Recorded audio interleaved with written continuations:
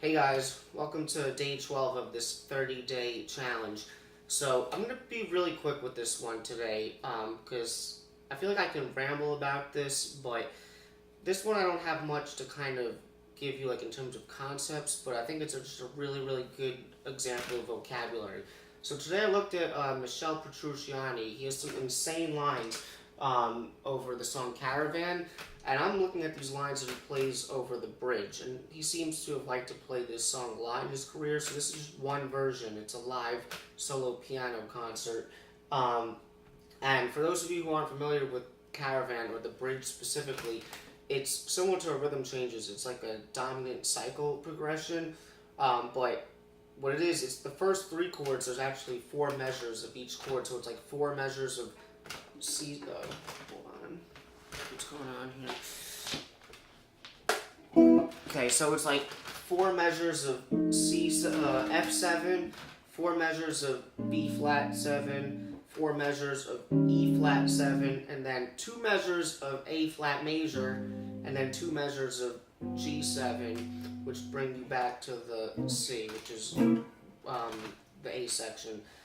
So it's a good example of vocabulary to look at dominant cycle progression, and again, he's for the first three chords, four measures instead of what you might normally see, which would be two measures. So you can see how he can stretch out on them and connect the lines.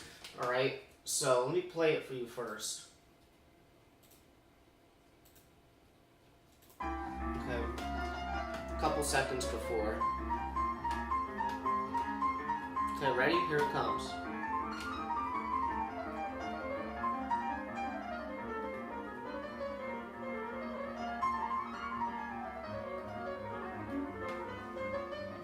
Okay, so obviously there's no way I'm going to be able to play that fast today, but I'm going to try and go really slow because I want to do as best as I could to not mess it up for you. Okay, so this is what I got.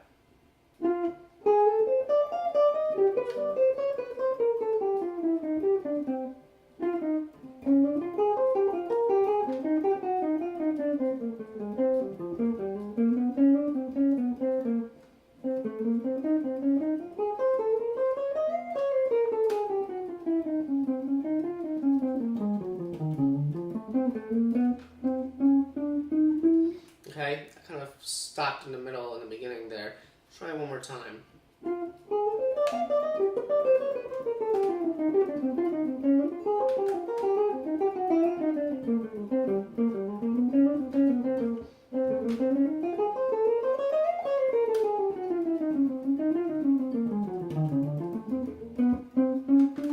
Something like that.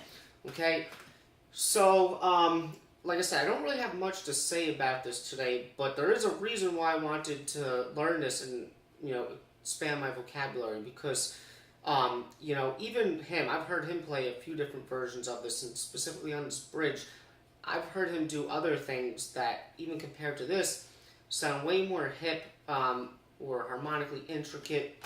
But the reason why I wanted to learn this particular chorus of this bridge is because, to me, and I can see it when I learned it too, the lines are very diatonic. For lack of a better description, they sound almost like very mixolydian to me. I mean, obviously he's got a ton of chromatic notes and enclosures and stuff like that, but just because there's chromatic notes and enclosures, that doesn't mean that it becomes like altered or stuff like that. And to me, if you were going to play more like altered tensions on dominant chords, in an example like this, we have a cycle dominant progression, it's almost easier to play that convincing because those tension notes really want to resolve to the next chord.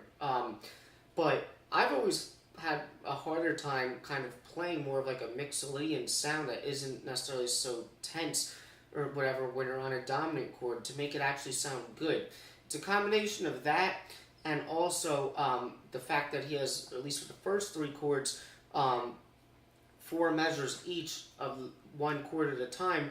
And when I look at these lines, there's fragments in these lines that are lines that I've learned and seen many times before. They're very cliche lines. They're not anything necessarily groundbreaking, not even anything necessarily new to add to my vocabulary in a way. But it is in a sense that he's able to keep the lines going and really stretch out on them, okay? Because that is not an easy thing to do. I mean, he's an amazing player, but even this type of stuff over these dominant cycles, to me, it kind of reminds me of like Oscar Peterson and other people like that. And it's a great thing, obviously, to be able to do, because the thing is, when you're soloing, a lot of people will give you the suggestion or say things like, oh, like you want your solos to be melodic, you want it to be something that someone can remember or sing or things like that. And the thing is, I mean, I agree with that, but at the same time, I mean, obviously you're going to learn whatever it is that you want to learn how to play anyway, but like, you know, there's nothing wrong with kind of just doing these fast runs and having the ability to do that and stretch out over them. But, you know, it's not as easy as just playing up and down scales, although there's some parts in this line where it does kind of seem like he's just going up and down scales. But to have the ability to keep these lines alive and keep them moving and to have them to continue to sound like bebop or whatever you want to describe it as is not easy. So that's why I wanted to learn it, because now he's giving me some vocabulary, or just kind of showing me how you can kind of keep these streams of eighth notes alive and just continue them, you know. And also, like I said, I have a hard time thinking Mixolydian sometimes over dominant chords, so for me it makes it much easier to think in terms of the 2 chord or the Dorian that relates to it. So for example, the first chord is F7. I mean, he starts with this F major triad shape with like the 6, you know, but like after that, to me, the rest of this, at least this first chord, I can clearly see it as more like C Dorian. Even this part, you know, that's very C Dorian to me. So it's much easier for me to think, like, even if I do have to stretch out on like an F7 chord myself, you know, I'll just think C Dorian.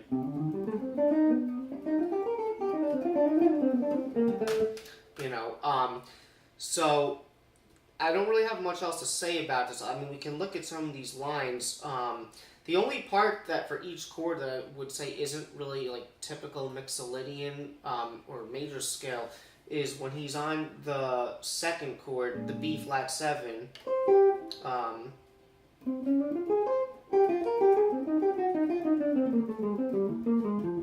Now here, he's going to use the symmetrical diminished scale, you know.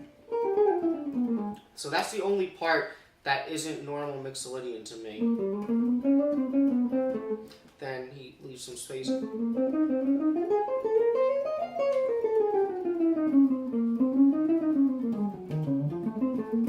You know, messing around a little bit. Maybe just to leave you out, what I'll do, because I had to slow this down to learn it, I'll just play it at 50% speed, and I'll try to play along with it so you can hear how what I learned, as best as I could, matches it. So hopefully you think I got it correct. Okay?